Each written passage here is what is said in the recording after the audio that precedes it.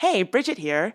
So as y'all know, this is one of my favorite times of year in the DMV area. And like many of y'all, I am busy planning weekend getaways to make sure that I can soak in all the area has to offer.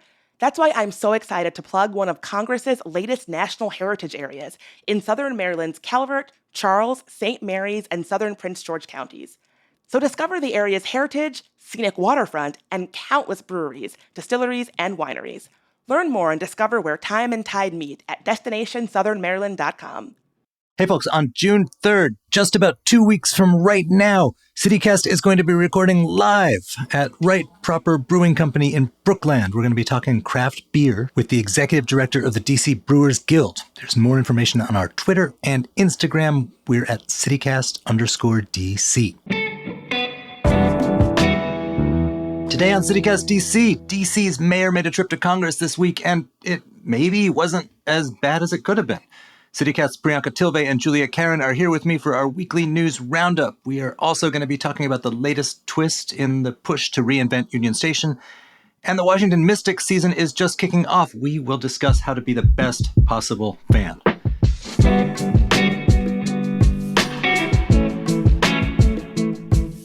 Today is Friday, May 19th. I'm Michael Schaffer, and here's what DC is talking about.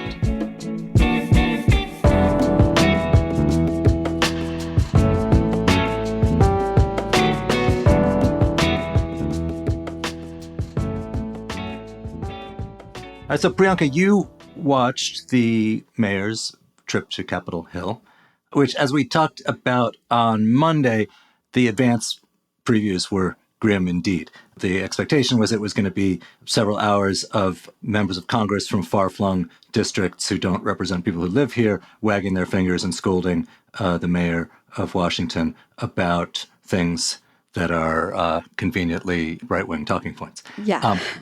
What wound up happening?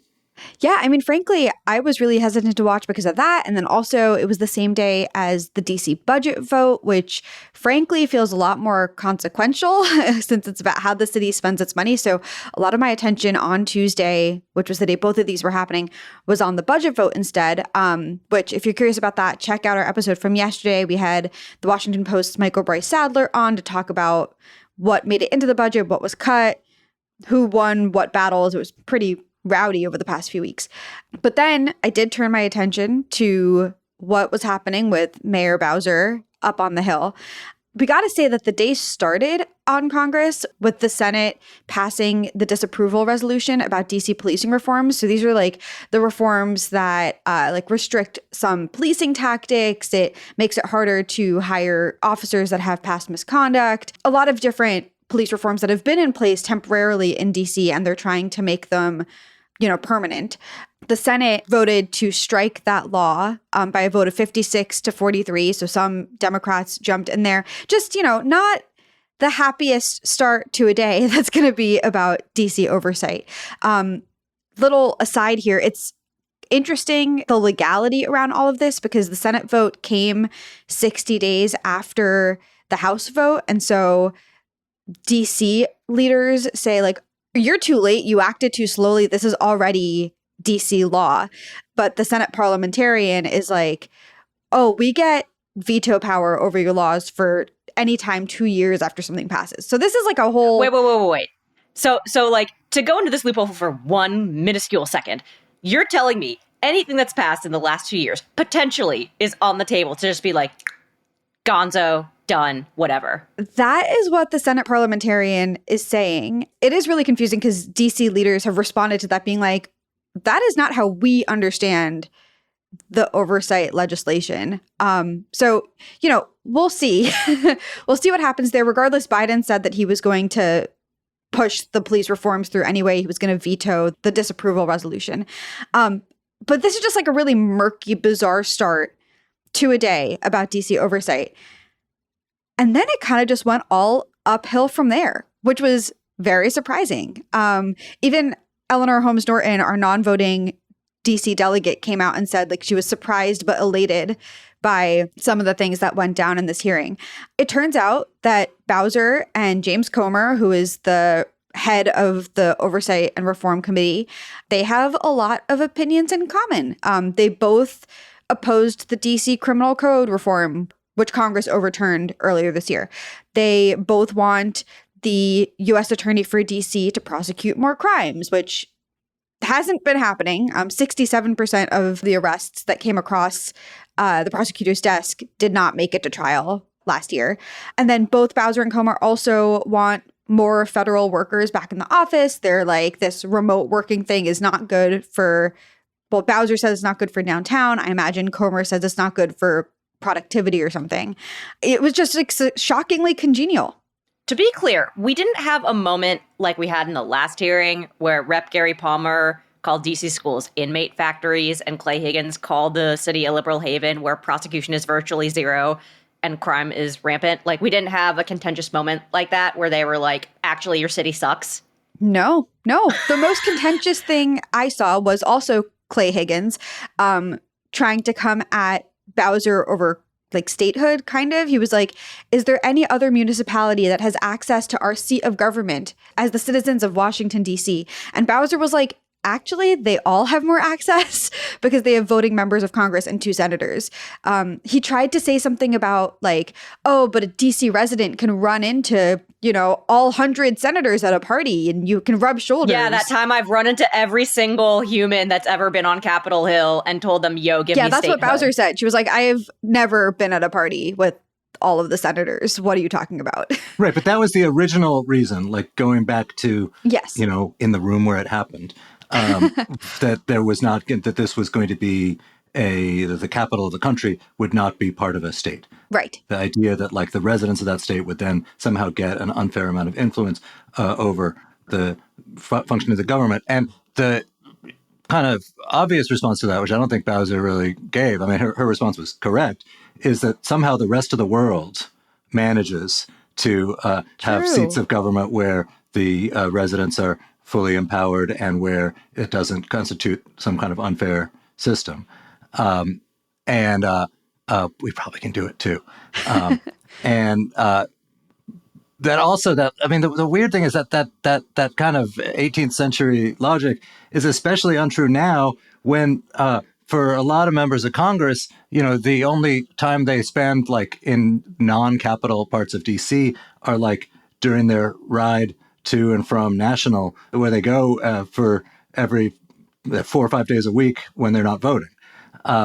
We're in a moment where they don't really have to live here anymore. They often don't live here anymore, where thanks to the internet, social media, people are able to be just as close and just as persistent and just as much of a pain in the butt of members of Congress if they don't live here. So it's a kind of an especially outdated anti-statehood argument. And like all the arguments, kind of on both sides, it's a little bit fallacious because the real logic on both sides is if DC were a state, it would be more Democratic votes, maybe balancing out some of these empty rural states that have a lot of Republican votes. That's, for everyone who's not a DC resident, that is kind of the driving force. For those of us who are DC residents, it's just kind of humiliating and embarrassing that we have to answer to these guys who don't live here and don't answer to us when it comes to all kinds of things about how we police ourselves or tax ourselves or so on. Yeah, absolutely. And I mean, of course, the focus of this oversight hearing was meant to be crime. So some of the crime things that came up on the positive side, or at least as far as I'm concerned, positive side, Comer said something about how his team would look into the Harris Rider, which is the one that bars DC from taxing the sale of cannabis, which is like the main thing that's holding up proper regulation of sales in DC. That's why we have all these weird gifting shops and medical license loopholes to be able to sell marijuana in the city. And then on the more contentious side of things at this oversight hearing, they might have been nice to Bowser, but they were not nice to the U.S. Attorney for D.C., Matthew Graves, who was there with her. She had invited him along to answer questions, and the Republicans went after him. The main thing was the failure to prosecute that I talked about earlier. He said that the reason they haven't trial for every single arrest last year, or even a majority of them, is because of the unaccredited crime lab. DC's forensic crime lab famously lost accreditation recently, and Graves says that makes it hard for them to, hold up these cases in court. this is something that Bowser has also criticized him for. She's like, you've got plenty of federal dollars to be able to pay for proper lab work. So that was a big thing that the Republicans went after him for. I mean, did they mention that they would like either pour more money into it or they would help assist in like building the crime lab back up? Or was it just like, you suck at your job, like just prosecute more, even if your crime lab is bad? Comer literally started the whole hearing saying that we're disappointed with the way that you were doing your job. So, yeah, Great. I mean, like, these oversight hearings aren't really about solutions, are they? It's just Republicans poking the bear, being like, you're doing this wrong, you're doing this wrong, you're doing this wrong. That's why I was so surprised to hear about Comer wanting to talk about the cannabis rider, because that is indicative of like some sort of solution-oriented thinking, which you don't normally see here. But look, we can also, I mean, underneath all of that, but I agree with you. It's just about poking the bear and getting headlines back home where people don't have to actually live in DC. There is like a real thing, but crime is up, and this question of like how much do we prosecute is like kind of the nub of a lot of issues. It was a big point of the criminal code reform that Congress overturned. They were going to make it easier for more people to get jury trials. Putting people away was going to take more time and more effort and more prosecutors and more cops showing up to testify. And part of the logic there was on the part of people who think we lock up too many people and think we prosecute too many people. Part of the logic was if we make it more time consuming to prosecute, then fewer people will be prosecuted. So there is, in the reform side of the aisle, there is a desire to prosecute fewer people. And there is like a philosophical difference there. Bowser and the Republicans in Congress are on one side of it, and progressives in DC are on another. So they kind of framed it as like, you're not good at your job, you're not doing your job. But the fact is, there's a lot of people who want him to not prosecute more people, particularly for kind of nickel and dime stuff. Yeah, misdemeanors, nonviolent crimes. And he did say that the cases that they have taken to trial are the violent offenders. And the ones that they've dropped are the ones where they're like, this isn't worth the extra crime lab dollars because these are petty crimes or misdemeanors.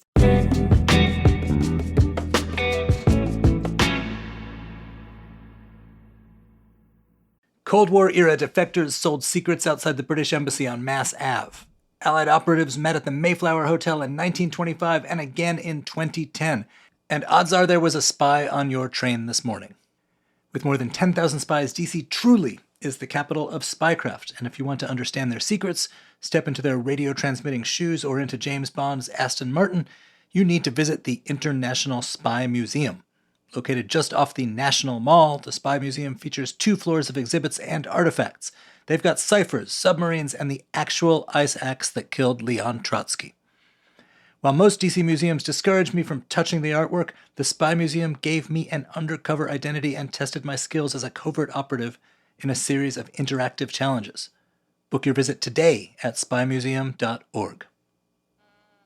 All right, so cast your eyes while we're up on Capitol Hill, just go a couple blocks north, and you find Union Station, which is a beautiful, beautiful building, and one that we can't ever seem to get quite right. It was redone as a shopping mall 30 or so years ago, and now if you go there, it's kind of empty and grim, and there is a long-awaited federal plan to redo the thing.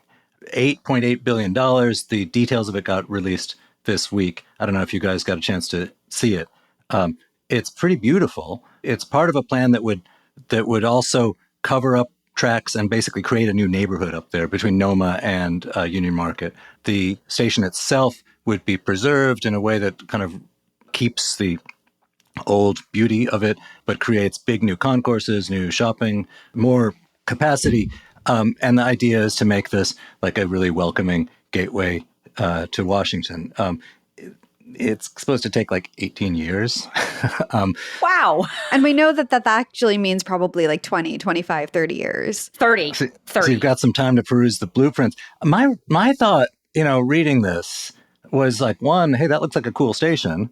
And two, we talked about this yesterday with the K Street Transitway, the idea that, so this is like an idea that's been kicking around since 2012 that kind of germinated in pre-COVID world and now is going to live in post-COVID world, a world where there's a lot more working from home, a world where we're anxious about retail being able to survive at all.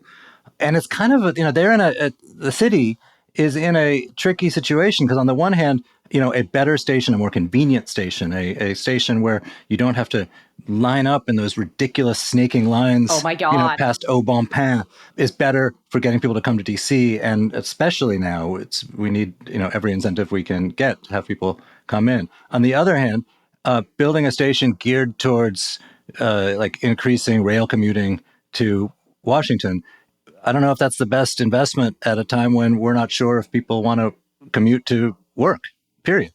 Yeah, I agree. I mean, I wonder if the aim is to maybe facilitate more tourist travel via rail, but that would require a commitment from all of the different cities and hubs up and down the East Coast. So that's probably a bit ambitious. And also, I don't know, do you guys make your vacation planning decisions based on the quality of the train station someplace? I think most people would make it based on how often the dang train comes. Right. And unless you're in the East, talking about the East Coast, the answer is not very often.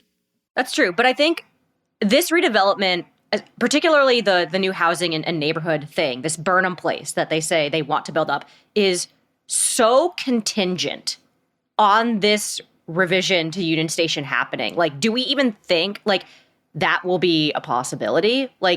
They want a whole new neighborhood, but it's contingent on local dollars and federal dollars and a supposedly 12-year plan, but we actually know is going to be a 30-year plan to make a new neighborhood place. So they don't have the funding for this yet, but it is eligible for some of the infrastructure funding under President Biden. And one thing we do know about President Biden is he's spent a lot of time in he does Union love Station. his Amtrak. Yes, he does love his trains. But I think that's the right point, is that, if this all goes right in 50 years when we look back on this, I think the much more important thing than the new concourses and the wider train berths is going to be the idea that this city with incredibly high housing prices and incredibly tight market created sort of new capacity up top. Yeah, I also think that it's an area of town that feels very industrial, which most of DC does not. And I know that this is decades down the line, but I'm looking forward to it being a more neighborhood feel. All right. So who is going to be picking up lunch when we all go out to this new neighborhood in 15 years? Oh, God. I vote for Priyanka Pang. I got you. Amazing. Thank you.